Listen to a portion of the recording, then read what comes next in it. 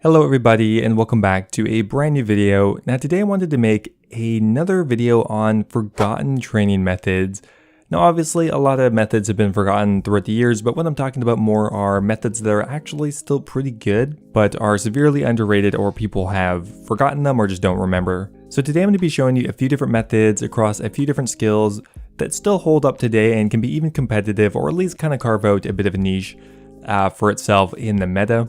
I'll be doing a quick overview of the method, showing you why it's good, what are some of its shortcomings, and hopefully you will learn something useful. Anyway guys, thanks for watching, I hope you enjoy, and let's get started.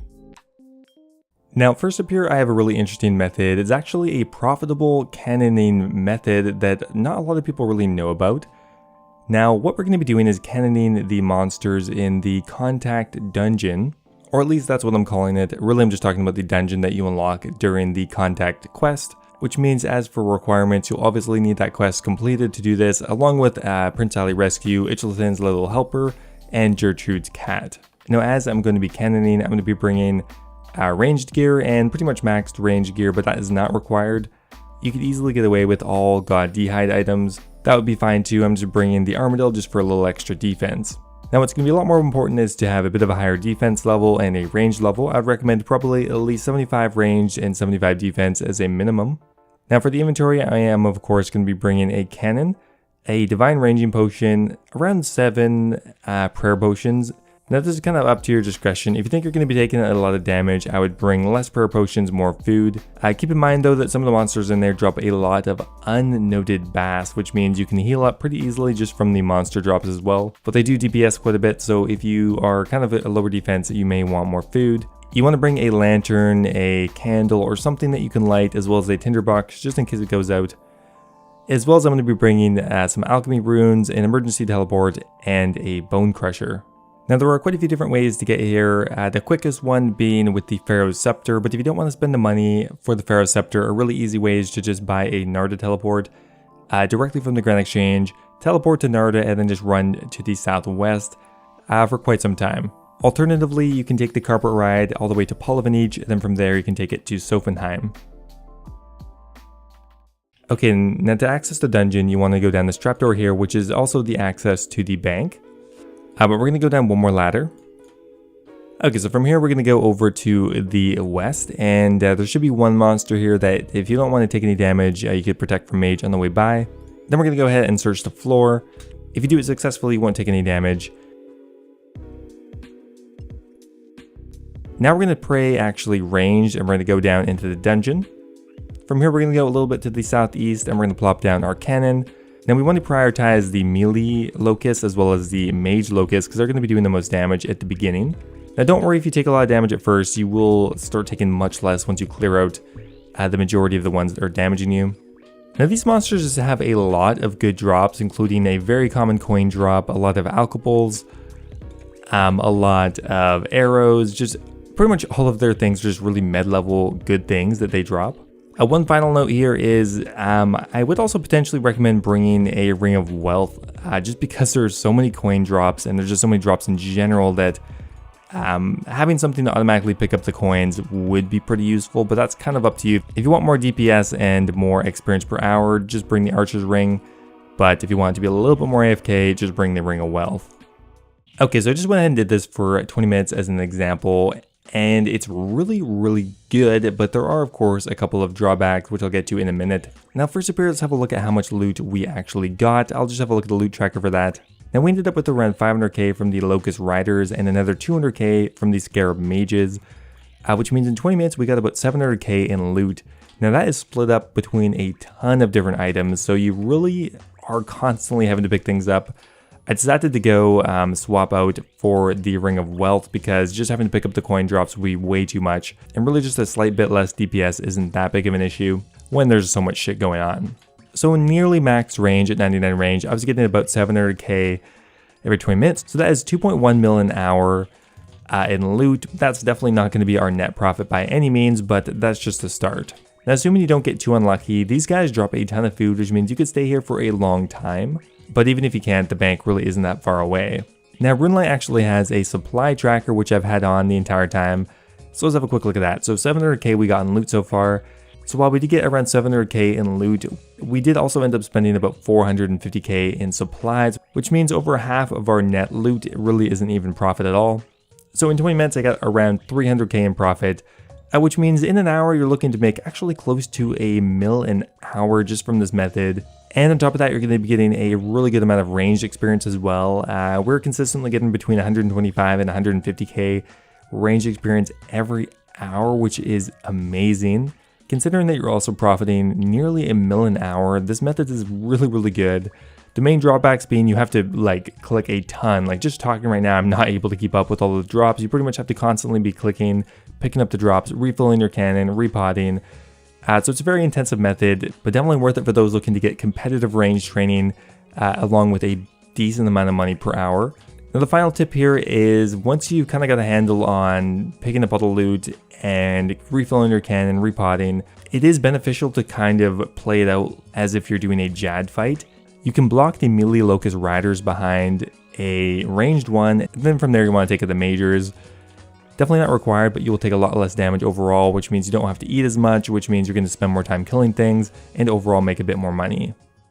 Okay, so for the second method here, I once again have another kind of alternative thieving method that honestly I hadn't heard of at all until someone mentioned it in the comment section of my last video, and that is thieving stone chests. Now this method has gained a bit more popularity since the last Twisted League, and while it's good in Twisted League, it's actually also pretty damn good in the main game as well. Now you can start to thieve stone chests at level 64 thieving, and beyond that, that's really the only requirement. You just need access to Great Current, which really doesn't have any requirements.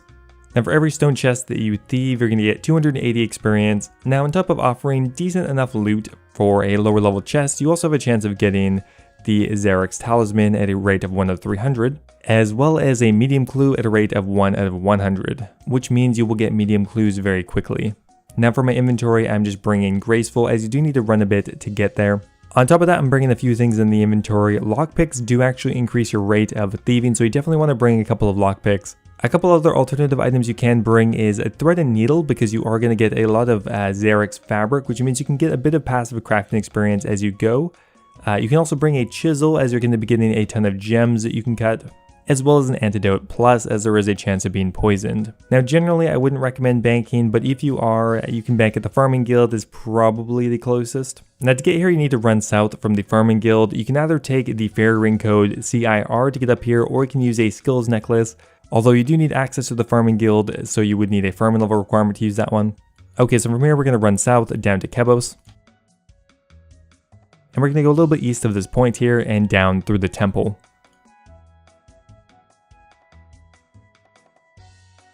Once we're on the island, we're going to go east, and then we're going to go down the lizard dwelling over here. Okay, from here we're going to go a little bit to the northwest, and there we are at the stone chest. Now one thing to keep in mind is you have a 1 in 8 chance of being kicked out of the temple, which I'm sure will happen to me very quickly here, so I'll show you where you end up. Okay, so it's really simple. You just click on the chest. I would open your chat to see if you're successful, but they respawn instantly as well, which means you don't really need to alternate between chests, but you do want to pay attention. Okay, so we ended up getting kicked out. At this point, we were just right in front of the entrance again, and we're just going to run right back. Kind of annoying, but it's just part of the method, and definitely a good reason to bring Graceful with you. So I'm just going to go ahead and do this for a little while. We'll see what the experience rate per hour looks like, and I'll be back in a bit. Now, I've never actually tried out this method before, but I'm actually pleasantly surprised. We are comfortably getting well over 100k an hour thieving experience, and it's extremely low intensity. It's very simple, nothing ever moves around, and the only thing you really have to think about is the fact that you get teleported outside. One tip is always cut your gems or make your Xerician's tops as you're running back, because you can do that without interrupting your run animation, and that's just going to save you a bit of time. Now on top of getting around 120k thieving experience an hour, I was also getting about 5k crafting experience. Not a ton, but I mean it's something. It's pretty passive, and it's not really the main focus of this method. Now currently I only have 73 thieving, and 99 I've heard of people getting well over 150k an hour, close to around 170k an hour. Now, is this the quickest thieving method at this level? No, but honestly, at level 64, it's not a bad method. At level 73, I think I may still consider doing it. And on top of that, I do get a lot of medium clue scrolls, 1 in 100 chance of getting a medium, which means you're only going to be doing this for maybe 10-20 minutes before getting a medium clue scroll. So if you're into doing clue scrolls as well, this is a perfect method. Just a really fun combination method between a ton of different things, and I think it's definitely underlooked by a lot of people. Now, the final method I want to show you guys today is one of my personal favorite crafting methods that is almost break even, if not totally break even. And it's something I don't see actually a lot of people doing. For some reason, a lot of people opt to do light orbs to 99 if they're looking for a cost-effective way to quickly train crafting. But there's a much better way at that level. For comparison's sake, let's have a look at the empty light orb.